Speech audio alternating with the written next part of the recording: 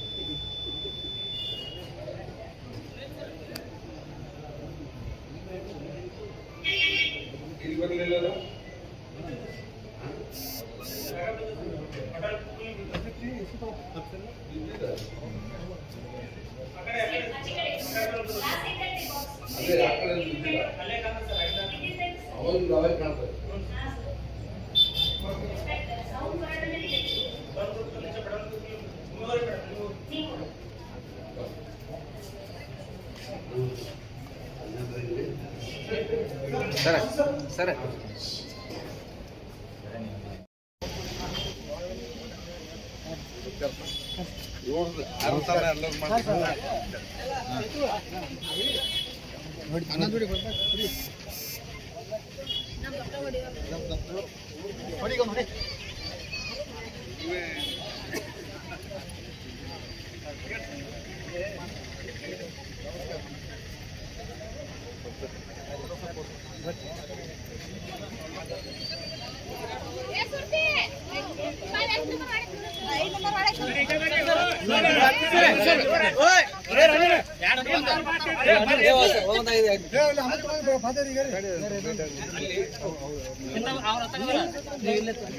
Mobile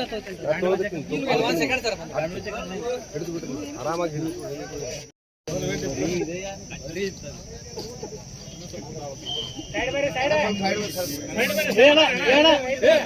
side ನೀವು side side ಬಿಟ್ಟು ದಯವಿಟ್ಟು ಕುಲ್ಲ ನಿಂದ್ರಿ ಬರ್ರಿ ಅಧ್ಯಕ್ಷರ ಮುಂದೆ ಬರಂಗೆ.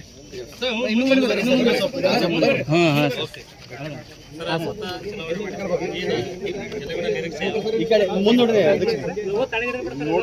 ಡೌನ್ ಮಾಡ್ರಿ ಲೋಗೋ ಡೌನ್ ರೈಟ್ ಸರ್. ಮತ ಚಲಾವಣೆ ಮಾಡಿದ್ದೀನಿ.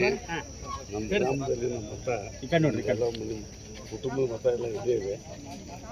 ಸಂತೋಷ ಅನಿಸ್ತಾ ಇದೆ. ಹೆಂಗಿದೆ ಟ್ರೆಂಡ್? ಕಾಂಗ್ರೆಸ್ ಪರವಾಗಿದೆ. ಕಾಂಗ್ರೆಸ್ 100ಕ್ಕೆ 100ರಷ್ಟು ಗೆಲ್ತಿದೆ ಅಂತಕ್ಕಂಥ ಹೇಳಿಕೆ ಬಯಸ್ತೇನೆ. ಕಾಂಗ್ರೆಸ್ ಅವ್ರು ಬರೀ ಗ್ಯಾರಂಟಿಗಳನ್ನ ಅಷ್ಟೇ ಹೇಳ್ಕೊತ ಬಂದಾರ ಅಂತ ಬಿಜೆಪಿ ಅವರು ಆರೋಪ ಮಾಡಿದ್ರು ಪ್ರಚಾರದಲ್ಲಿ. ಬಿಜೆಪಿ ಅವ್ರು ನೋಡ್ರಿ, ಅವ್ರಿಗೆ ಸುಳ್ಳು ಹೇಳಕ್ಕೆ ನಂಬರ್ 1 ಅವರು. ಯಾವುದೇ ಅಭಿವೃದ್ಧಿ ಸರ್ಕಾರ ಮಾಡಿದ್ದು, ಕಾಂಗ್ರೆಸ್ ಪಕ್ಷ ಮಾಡಿದ್ದು ಅವ್ರಿಗೆ ಕಾಣ್ತಾ ಇಲ್ಲ. ಗ್ಯಾರಂಟಿ ಜೊತೆಗೆ ಅನೇಕ ಅಭಿವೃದ್ಧಿ ಕೆಲಸ ಕೂಡ ಕಾಂಗ್ರೆಸ್ ಪಕ್ಷ ಮಾಡಿದೆ. ಇವತ್ತು 14 ಕ್ಷೇತ್ರದಲ್ಲಿ ಮತದಾನ ನಡೀತಾ ಇದೆ. ಎಷ್ಟು ಕ್ಷೇತ್ರದಲ್ಲಿ ನೀವು ಜಯಗಳಿಸ್ಬೋದು ನಿರೀಕ್ಷೆ? ಬೇರೆ ಕ್ಷೇತ್ರದ ನನಗೆ ಮಾಹಿತಿ ಇಲ್ಲ. ನಾನು ಈ ಇಲೆಕ್ಷನ್ ಪ್ರಾರಂಭ ಆದಂದು ಇಲ್ಲೇನೆ ಕೆಲಸ ಮಾಡ್ತೀನಿ. ಹೆಚ್ಚು ಸ್ಥಾನ ಗೆಲ್ಬೇಕು. ಸ್ಟೇಟ್ದಲ್ಲಿ 17, 18, 20ರವರೆಗೆ ಗೆಲ್ಬಹುದು ಅಂತ ಹೇಳಿ ಪ್ರೆಡಿಕ್ಟ್ ಇದೆ. 1 ಲಕ್ಷ ಮೇಲೆ ಅಂತರದಿಂದ ಗೆಲ್ತೀನಿ. ಸರಿ, ಕಳೆದ ಅಭ್ಯರ್ಥಿ ಅಂತಾರೆ ಸರ್, 3 ಲಕ್ಷ ಅಂತರದಿಂದ ಗೆಲ್ತೀನಿ ಅಂತ ಅವ್ರು ಹೇಳ್ತಾರೆ. ಇದು ಅವ್ರ ಭ್ರಮೆ. ಸರ್, ಈಗ ಕಳೆದ 15 ವರ್ಷಗಳಿಂದ ಬಿಜೆಪಿಯ ಭದ್ರಕೋಟೆ ಅಂತ ಬಿಜಾಪುರ ಅನಿಸಿದೆ. ಈ ಬಾರಿ ಏನು ಬದಲಾವಣೆ ಆಗುತ್ತೆ ಅಂತೀರಿ ನೀವು? ಬದಲಾವಣೆ ಖಂಡಿತ ಬದಲಾವಣೆ ಆಗುತ್ತೆ. 100% ಬದಲಾವಣೆ. ಜನ ನಾವು ಬಯಸಿದ್ದಲ್ಲ, ಇಡೀ ಜಿಲ್ಲೆಯ ಜನ ಬದಲಾವಣೆ ಬಯಸಿದ್ದಾರೆ. ಒಂದು ಜಾಸ್ತಿ ಇದೆ, ಹೀಗಾಗಿ ವೋಟರ್ಸ್ ಇಸ್ಲಾಂ ನಂತರ ಬಂದಿದ್ದಾರೆ, ಟೆಂಟ್ ಎಲ್ಲ ಹಾಕಿದ್ದಾರೆ.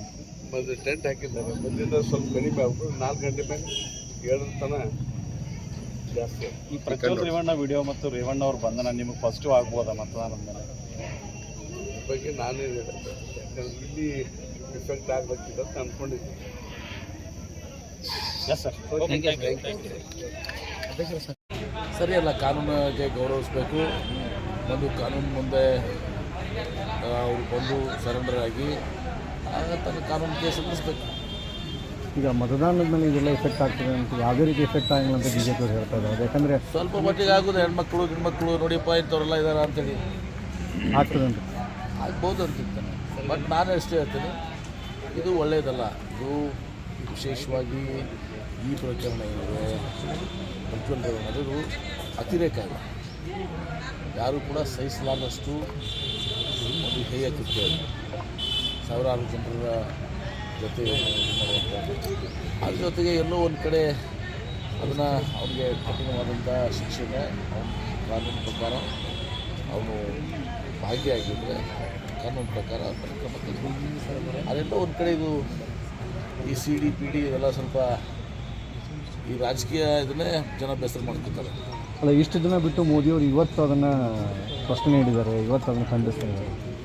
ಎಲ್ಲರೂ ಖಂಡಿಸ್ಲೇಬೇಕಲ್ಲ, ಯಾರು ಇಷ್ಟು ದಿನ ಯಾಕೆ ಬಿಟ್ಟು ಇವತ್ತು ಮತದಾನ ಇದೆ ಅಂತ ಇವತ್ತು ಮತದಾನ ಇದೆ ಅವ್ರಿಗೆ ಕೇಳಿಯಪ್ಪ ಯಾಕೆ ಲೇಟ್ ಅಲ್ಲ ಆಗಿ ಯಾಕೆ ಮಾಡ್ತಾ ಇದ್ದಾರೆ ಅಂತ ಹೇಳಿ ನನಗೆ ಗೊತ್ತಾ. ಅಷ್ಟು ಸಲ ಕಾಂಗ್ರೆಸ್ ಎಲ್ಲರೂ ಕೂಡ ಹೇಳಿದ್ರು, ಮೋದಿಯವರು ಮಾತಾಡ್ತಾ ಇಲ್ಲ, ರಾಹುಲ್ ಗಾಂಧಿ ಅವರು ಹೇಳಿದರು, ಈಗ ಮಾತಾಡ್ತಾ ಇದ್ದಾರೆ. ಇವತ್ತಿನ ಮಾತಾಡೋ ಮಾಡಲಿ ನಾನು ನಿಮಗೆ ಮೋದಿಯವ್ರು ಕೇಳ್ತೀನಿ, ಯಾಕೆ ಮೋದಿಯವ್ರು ತಡ ಮಾಡಿದ್ರಿ ಅಂತ ಕೇಳ್ತೀನಿ. ಅಲ್ಲ, ಇವತ್ತು ಮಾತಾಡೋ ಮರ್ಮ ಏನು ಅಂತ ಇವತ್ತು ಪ್ರತಿಕ್ರಿಯೆ ನನಗೇನು ಗೊತ್ತು, ಮೋದಿಯವ್ರ ಮರ್ಮ ನನಗೆ ಗೊತ್ತಾಗ್ತದ. ಮತದಾನ ಇದೆ ಅಂತ ಹೇಳಿ ನಮ್ಮ ಮರ್ಮ ಕೇಳಿದ್ರೆ ನಾವು ಹೇಳ್ತೀವಿ, ಮೋದಿ ಮರ್ಮ ಕೇಳಿಲ್ಲ. ಪ್ರಜ್ವಲ್ ರೇವಣ್ಣಗೆ ಕಠಿಣ ಶಿಕ್ಷೆ ಬರಬೇಕು ಮೋದಿಯವರ ನಿಶ್ಚಿತವಾಗಿ ಕೂಡ ತಪ್ಪಿಸ್ತರು ಯಾರೇ ಇರಲಿ, ಪ್ರಜ್ವಲ್ ರೇವಣ್ಣ ಇರಲಿ ಮತ್ತು ಯಾರೇ ಇರಲಿ, ಇಂಥ ಒಂದು ಕೃತ್ಯಗಳು ಕಾನೂನಿನಲ್ಲಿ ಸಾಬೀತಾದರೆ, ಯಾಕಂದರೆ ನಾನು ಇನ್ವೆಸ್ಟಿಗೇಷನ್ ನಡೆದಾಗ ನಾನು ಅದನ್ನು ಬೇರೆ ವಿಷಯ ಹೇಳಕ್ಕೆ ಬರೋದಿಲ್ಲ. ಅದು ಪ್ರಜ್ವಲ್ ರೇವಣ್ಣನೇ ಇದ್ದರೆ, ಅವ್ರದ್ದೇ ಎಲ್ಲನೂ ಕೂಡ ಇದ್ದರೆ ನಿಶ್ಚಿತವಾಗಿ ಅತ್ಯಂತ ಕಠಿಣವಾದಂಥ ಶಿಕ್ಷೆ ಆಗ್ತದೆ. Thank you. ನೋಡಿ, ಈಗ ಕೇಂದ್ರಕ್ಕೆ ಕೊಡಿ, ರಾಜ್ಯ ಸರ್ಕಾರ ಈಗ ಕೇಂದ್ರ ಸರ್ಕಾರ ಲುಕ್ಔಟ್ ನೋಟಿಸ್ ಕೊಡ್ತಾರೆ. ಯಾರು ಕೊಡ್ತಾರೆ? Red corner notice, lookout notice ಯಾರು ಕೊಡ್ತಾರೆ? ರಾಜ್ಯ ಸರ್ಕಾರ ಕೊಡ್ತಾರೆ. ನಿಮಗೆ ಗೊತ್ತಿದೆ,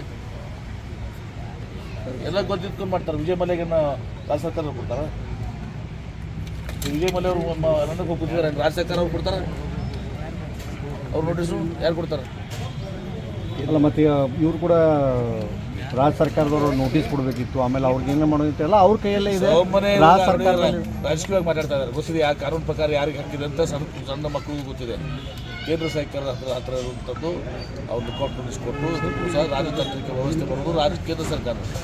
ಎಕ್ಸ್ಟರ್ನಲ್ ಅಫೇರ್ಸ್ ಇರೋದು ಕೇಂದ್ರ ಸರ್ಕಾರ. ನಮ್ಮಲ್ಲಿ ಯಾರು ರಾಜ್ಯ ಸರ್ಕಾರ ಎಕ್ಸ್ಟರ್ನಲ್ ಅಫೇರ್ಸ್ ಮಿನಿಸ್ಟರ್ ಇದ್ದಾರಾ? ವಿದೇಶಾಂಗ ಸಚಿವರು ಇದ್ದಾರಾ? ಮತ್ತು ಯಾಕೆ ಕಾಂಗ್ರೆಸ್ ಮೇಲೆ ಯಾಕೆ ಕೈ ಜಾಸ್ತಿ ಹೋಗ್ತಿದೆ? ಅದಕ್ಕೆ ಏನು ಮಾಡೋಕ್ಕಾಗಿದೆ, ರಾಜಕೀಯವಾಗಿ ಅವ್ರಿಗೆ ಮಜಬೂರಾಗಿದೆ. ಸುಮ್ಮನೆ ಏನೋ ಒಂದು ಸ್ವಲ್ಪ ಡೈವರ್ಟ್ ಮಾಡಬೇಕು, ಹಾಗೆ ಹೀಗೆ ಏನೋ ಸುಳ್ಳು ಹೇಳಬೇಕು ಅಂತ ಹೇಳ್ತಾ ಇದ್ದಾರೆ ಅಷ್ಟೇ.